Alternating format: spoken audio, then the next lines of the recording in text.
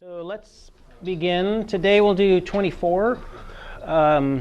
Tomorrow we'll do 20.5, which is the last chapter in the textbook. And then Friday will be a conclusion, a big summary of all the many things we've done. We've covered a lot of ground. Homework help today, 3:30 to 4:30. Wednesday, 1 to 2. There's no ACM, so I thought that might be a reasonable time. And I have a meeting at 4 on Wednesday, so with an Ian 4:30 to 5:30, Thursday 3:30 to 4:30, Friday 3:30 to 4:30, and then Corey at 6:30. Any questions on end of term stuff? Happy week 10? It'll be fine. Yes, Friday's the last class. Then 2 weeks of freedom. Will the evaluation be online or written out? Online. Yeah, because it's 2016. Yes, thanks for. I had to check, but one of the funny things is actually so they take all those online things and print them out. Yeah, I know because it's College of the Atlantic. Yeah. In 2016. Anyway. Yeah. And ask you every time you fill them out, you did better or worse than you before. Yeah, exactly. Yeah.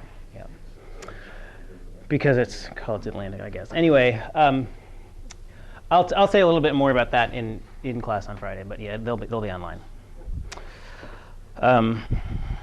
Okay, so I want to start by sort of reviewing what we did last time, and then sort of representing Stokes Theorem, and then we'll do a bunch of examples, and then I'm guessing we'll have a little bit of time at the end to do maybe an initial topic from 20.5. So, yep. Okay, so last time we talked about another way of taking a derivative of a vector field. So one way of taking a derivative is the divergence, and that's nice because it's a scalar. The other way is something called the curl, and we arrived at it in the following way. So there's both a geometric and an algebraic way to think about it. So geometrically, it's basically telling you how whirlpooly a field is in a particular orientation at a particular point. So you need to choose an orientation, and then you say how much whirlpooliness, spinniness is there in a circle oriented according to the right-hand rule at that point. And so we call that the circulation density for orientation n. And that's the circulation around C divided by the area inside C. And the circulation is the line integral around the closed loop divided by the area inside the loop. And we let the area get smaller and smaller and smaller like we do for densities.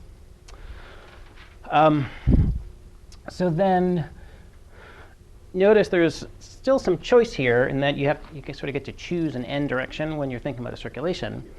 And so the curl then is defined as follows. It's a vector, and vectors have directions and magnitude.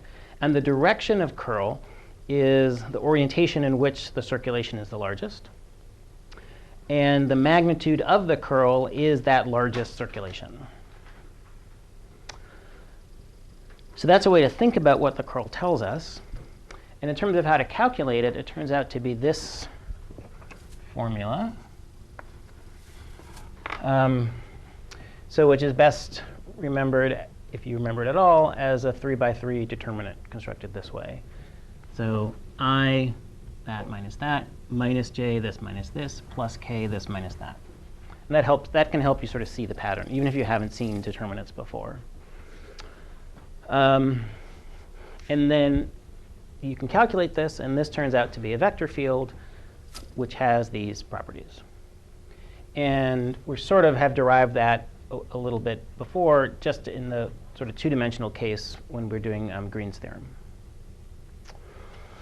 OK, so let me say a little bit about Stokes' theorem, and then just some examples for you guys to work through. So suppose we have this, and we want to know the circulation around C.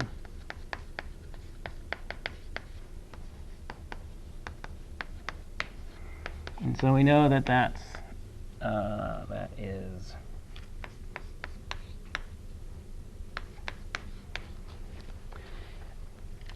and now imagine that instead of calculating this entire thing all at once, we can divide this interior region up into a whole bunch of little loops. And we've kind of done this before, but what's different about Stokes' theorem is that now, let's see, let's imagine I can draw. So, okay, so this is supposed to be three-dimensional, not really in any particular way, though. Gee, you know, the one in my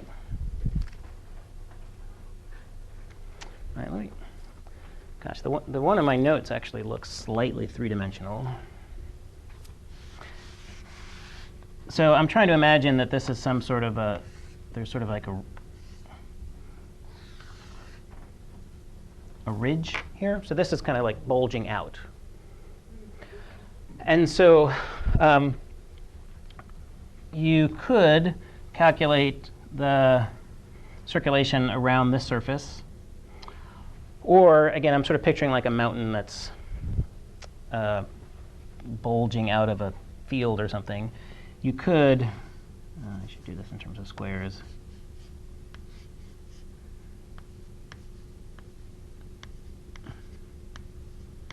Do this for lots of little square loops, but now the square loops are in 3 dimensions tiling this non-flat surface.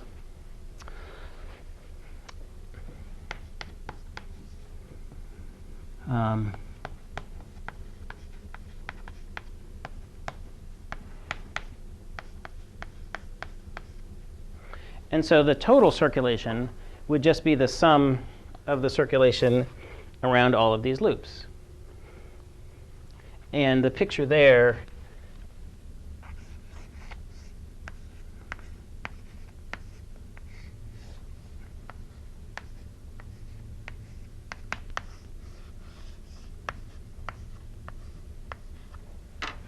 so if you and your friend decide to divide up this task and calculate the circulation for this loop and that loop, one of you will have a positive answer here, the other will have a negative answer here, because it's the same field, you're just going in different directions, and so that's going to give you this rectangle. And then if another friend came, and another friend came, and another friend came, eventually you could get this entire circulation around this surface. And we now know that the circulation around a small loop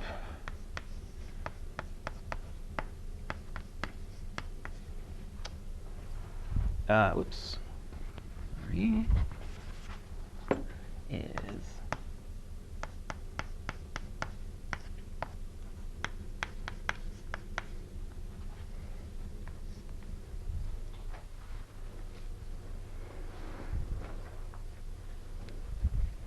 and so then this very quickly becomes f dot dr c.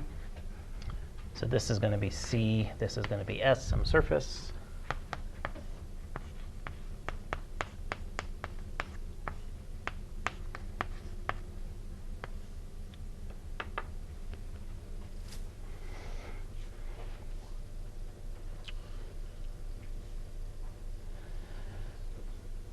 Yep, and this is Stokes' theorem.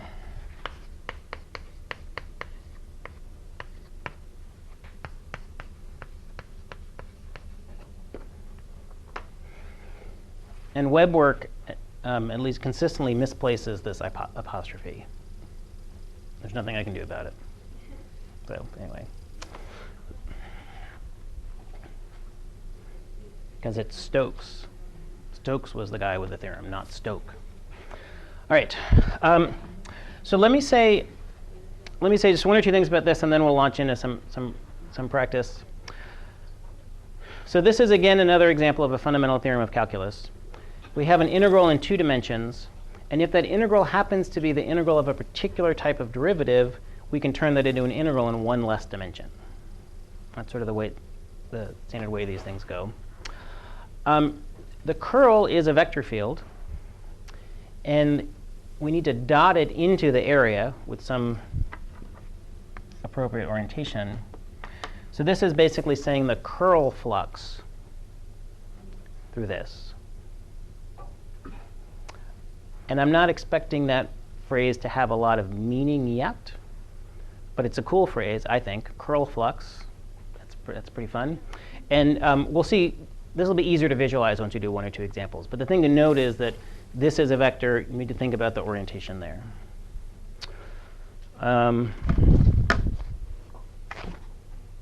So let's practice using Stokes Theorem. What do you think? Let's talk through problem 1. So here is a sketch of the field, and I sort of did it two ways. This is a there's no z component, so we can just do x and y, and then it's not the best sketch, but it's spinning this way, so it's a clockwise rotational field. And then this was an attempt to be three-dimensional. So there's a z component, but the idea is that there's an xy plane, and it's circling in the xy plane. OK, so then we need to calculate the curl. And if we use that big, exciting formula, I claim we should end up with minus 4k. And then let's draw that on here. So k is perpendicular to I and j. And so we get a constant downward curl. So the sort of curliness, the whirlpooliness of the field is constant everywhere. And it's down because spinning in this direction by the right-hand rule gives me something that's down. In this view, spinning in this direction gives me something by the right-hand rule that's into the board. So it's a constant curl into the board. It's maybe sort of easy to picture a bit. There's a whirlpool here if you're at the origin, spinning around. But maybe I'll try to draw this here. This says actually that the whirlpooliness, the curl, is the same everywhere. And so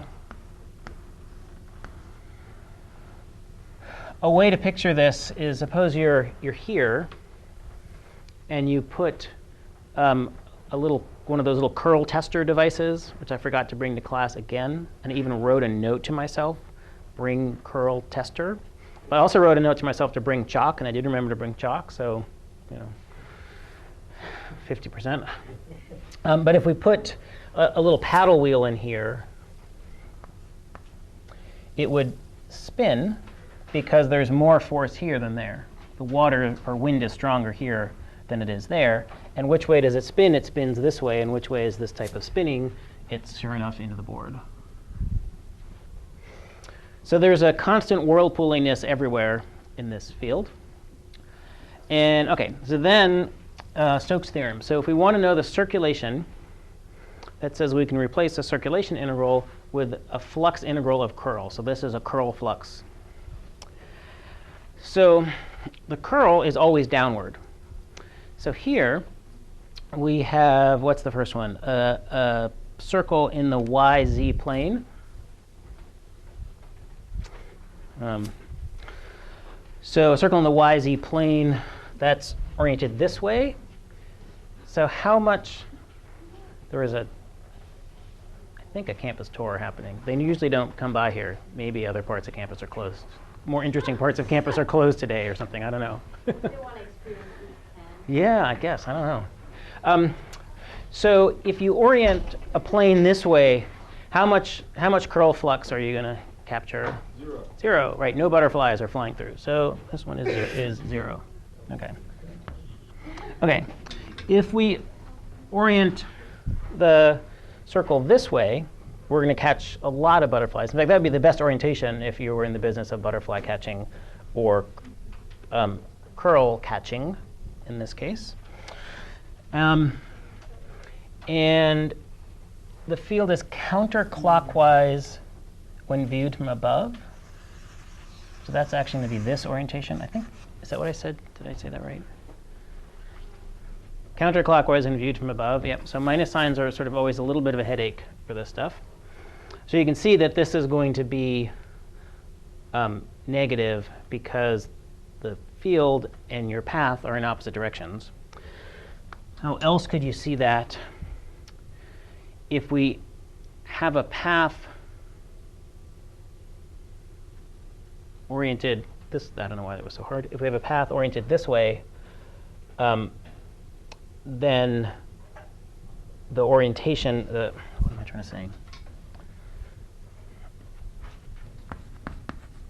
dA is going to be dA k hat. And this picture out of the board is positive. You can sort of see that here. If I'm going opposite to the flow, that's a curl that's this way. That's going to be up in the z direction. OK, so then we have to integrate the flux. The flux is constant. That makes us happy. We like integrating constants. And it doesn't always happen that you get a constant when you do Stokes theorem or divergence theorem, but it's happening a lot week 10 because I want to emphasize these concepts and ideas without giving you like fiercely difficult integrals to do, in which case you're just sad about integrals instead of thinking about these concepts. OK, so the area of this is going to be pi a squared, and then I'm going to need a minus 4 out front. Minus because the orientation of the field and the orientation of the flux is different. So this minus is not tremendously deep. It's just a reflection of, well, what does it mean? I guess it does mean that we're choosing an orientation that's opposite the flow.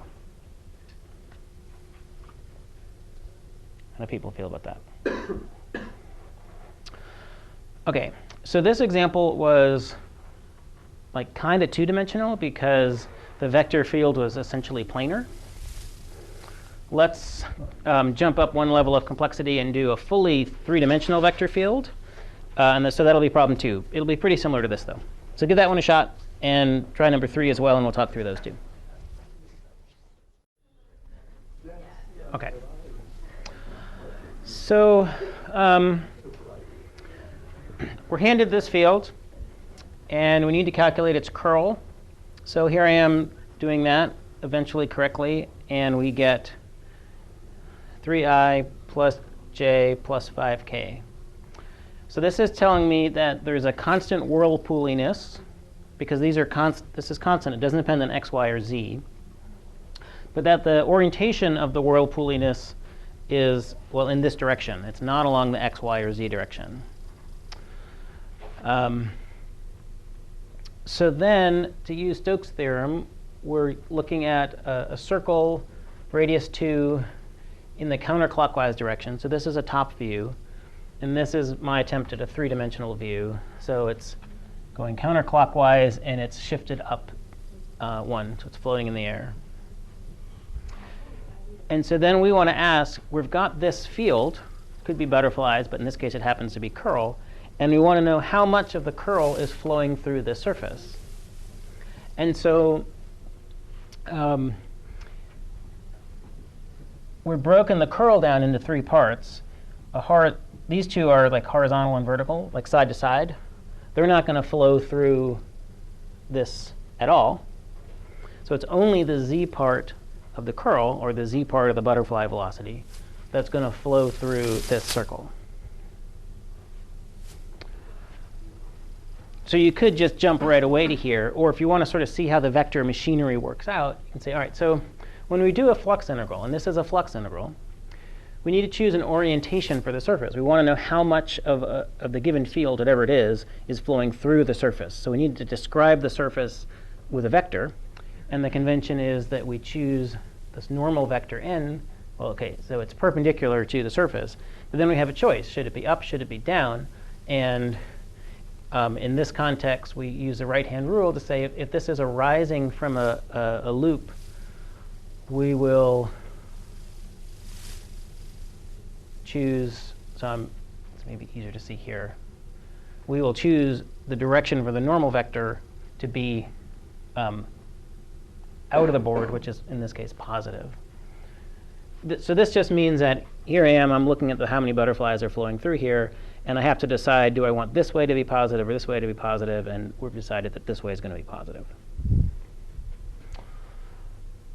So dA, the vector, becomes dA times n, the normal vector, normal unit vector to that surface, which happens to be k in this case. And so then we got this flux integral. It's this big thing, but it's a dot product. And so k dotted into all this just gives me the k part. That's exciting. And now we have, yet again, we're integrating a constant, our favorite type of integral to do. And that's just going to be 5 times the area, which is pi 2 squared. So this whole thing is going to be 20 pi.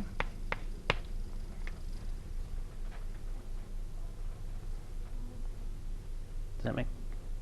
Yeah. OK. So for a bit of nostalgia, let's do problem 3. Because the best way to appreciate dot products is to spend some time with cross products.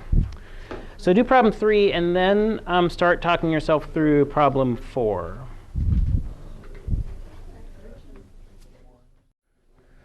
Let's talk through these and see what we think. So the picture here is F is a vector field, like it could be a butterfly field, it could be electric field, it could be a wind field. And then little f is a scalar function. So it could be, say, concentration of pollutant in the air or something. So divergence of f, scalar curl f. Divergence of little f, not a thing. Yeah. What about the gradient of f? That's a So that's a perfectly legitimate vector field. What about the gradient of a vector field? It's not really a thing. And then what about del cross f? It's a vector field. Scalar, yep. This one? And that's the thing. OK, what about? So these are, because these are f is a scalar, not a vector field. So what about this thing? What is that?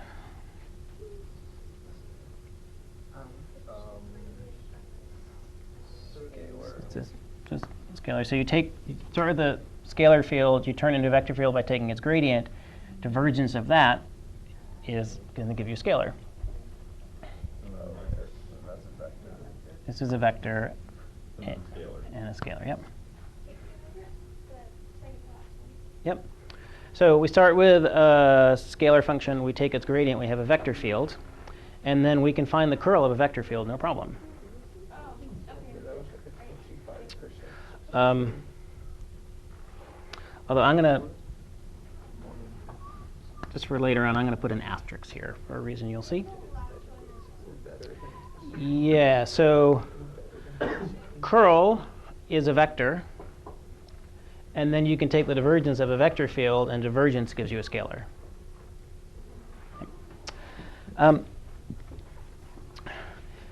So these are all you can think of as, OK, so for vector fields, we have 2 types of derivatives, curl and divergence. And for a scalar field, we basically have 1 type of derivative, the gradient. And these are various types of second derivatives. And so what we'll do today and then tomorrow is talk a little bit about what some of these second derivatives might mean. And so I'm going to start with this one, which is why I put a little asterisk here. So suppose we had a capital F that's a gradient field.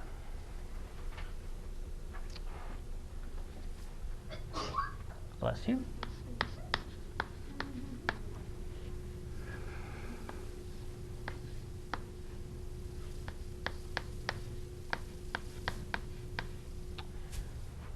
So we have something that's a gradient field. What does that tell us about about the circulation? If we do a integral of a closed loop around that, it's going to be 0. And sort of the physical picture for this is we can think of this as some sort of an altitude. This is telling us our altitude gain or loss. So if we walk in a circle, we come back to where we started, we must be at the same altitude. And if we aren't at the same altitude, then this couldn't have been true.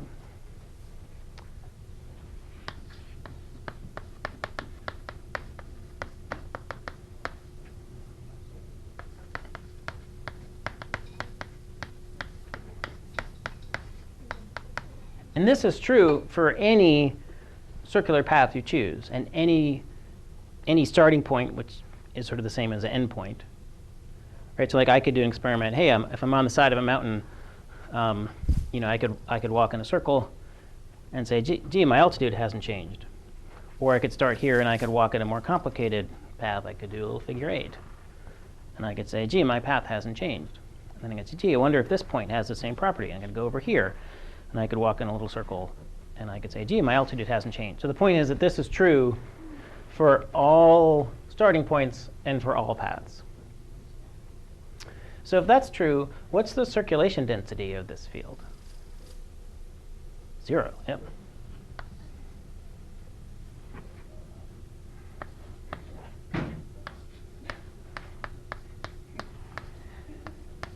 And if that's true, what's the curl of this field?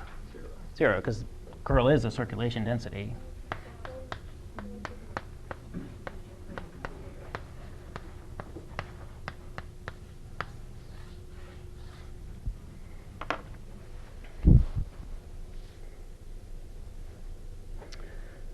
So the curl of a gradient is always 0.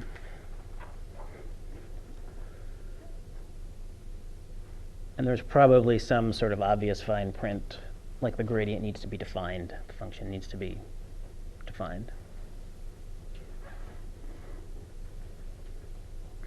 So this one, I guess technically it's a vector, but it's a 0 vector.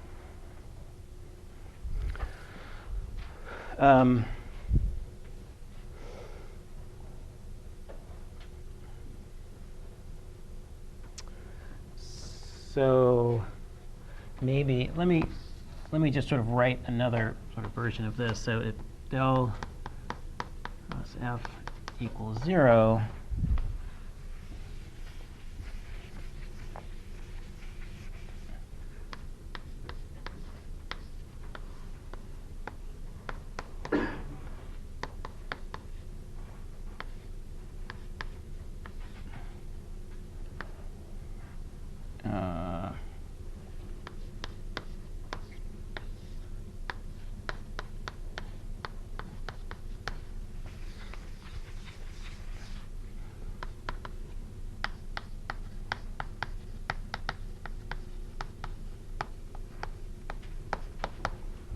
so we kind of, this is the same as in chapter 18. It's just now we're allowing things to be fully three-dimensional.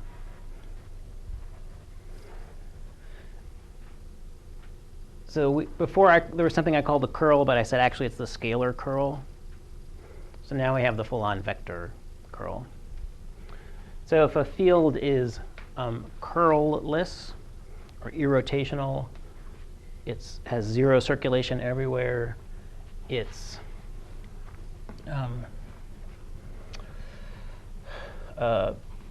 line integral is path independent. And I guess I should write the last thing.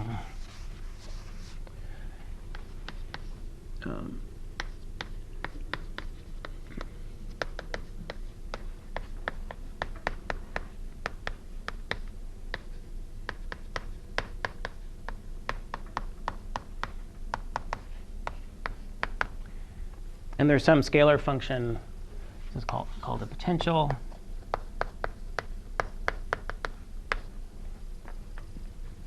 Such that the gradient of this little f gives you that. So these double arrows mean these are all equivalent. If you know one of these things, you automatically know all the others. Again, with a little bit of fine print over closed or probably open regions on which everything is defined.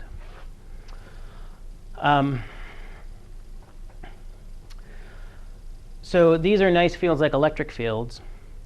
And so in physics, we work with electric potential, and we can go back and forth between electric field and electric potential. And you might have wondered, Why isn't there a magnetic potential? Has anybody ever wondered that? Nobody's ever wondered that? OK, so sometime before tomorrow's class, I want you to wonder to yourself, I wonder why there isn't a magnetic potential. And I was going to tell you the answer now, but I won't, because I want you to wonder about think about that first.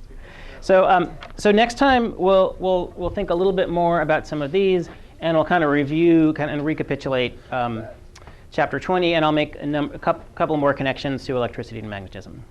So I think we're at a good stopping point. We should end now. I'll be over in the dining hall for a little while if people have questions. I might not stay all the way to lunch, and I will see folks this afternoon or tomorrow.